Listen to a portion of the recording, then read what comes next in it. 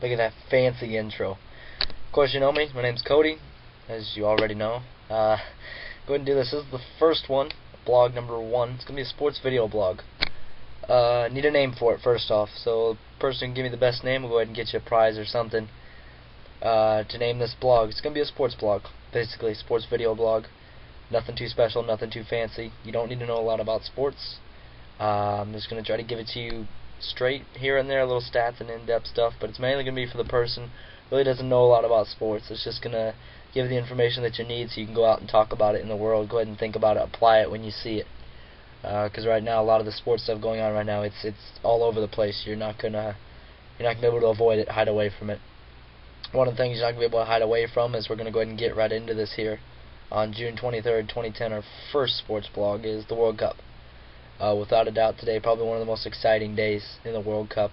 United States, well, what can you say? Landon Donovan, an American hero now in the sports world, hits the goal in the 91st minute. Puts it in the back of the net off a deflection from Dempsey and the Algeria goalie. USA wins 1-0, advances on to play Ghana in the knockout round of 16 next week. An amazing goal. Landon Donovan, real emotional after the game, crying, and he said they worked so hard for this, and that it just, the ball just happened to be right in front of him, and you don't miss those. And he didn't miss it. He hit it dead on. And what can you say about Landon Donovan? I mean, him, Dempsey, Altidore, Tim Howard, the goalie, all involved on that play, all had a part in it, all never gave up. In 91st minute stoppage time, only 2 or 3 minutes left in the game, who knows how much, and could have been disastrous if they don't win. But they pulled it off, and you got to give it to them. A lot of adversity, a lot of questionable calls throughout the World Cup, and especially in this game against Algeria, and they went ahead and won. And they'll move on to the round of 16. England won today also. They will face Germany. Tomorrow morning, go ahead and get up. 9:30 tomorrow, ESPN and ESPN2. Italy takes the pitch, as does Uruguay, and the surprising team, New Zealand. But they'll be also on tomorrow, and also a great game, also Cameroon and the Netherlands later in the day. 2 teams trying to both get in somehow out of Group E. What can you say about the World Cup so far? Been very exciting all throughout, and it's just going to keep getting better. With these standings getting down to the end, these are the last games, teams trying to get in points, and goal differential, which is the tiebreaker, which is how much you beat someone by or how much you lose by. That all matters. That's why you have to keep playing until that final whistle blows, definitely. Going to switch gears now to the tennis today, Wimbledon. Guarantee. And one of the players said it himself, you will never see this in your life ever again. It's the longest match in tennis history right now. It's over 10 hours, I believe. It's in the 5th set, tied at 59-59 in the 5th set, tied at 59 games apiece. Yeah, 59. Between John Isner, the American, and Nicolas Mahut, the Frenchman. Back and forth, back and forth. Started Tuesday afternoon, went late, had to postpone it. Played all day today, went late, had to postpone it. 6 hours alone in the 5th set, tied at 59. Definitely check that one out. The favorites, Federer, Djokovic, and Roddick, all won today on the men's side, and some favorites on the women's side, Venus Williams, Jankovic, and Clijsters, all won as well. College World Series in Omaha, 8 runs in the top of the 8th inning for TCU, beats Florida State. Buddy Martin, the FSU coach, once again snubbed out of a title. It's just how it works. He's one of the best coaches this college game has ever seen. Just can't get over the hump yet. It's unbelievable. TCU moves on. They'll play UCLA Saturday. Real great pitching matchup. Turn into that one Saturday afternoon. You're not going to want to miss it.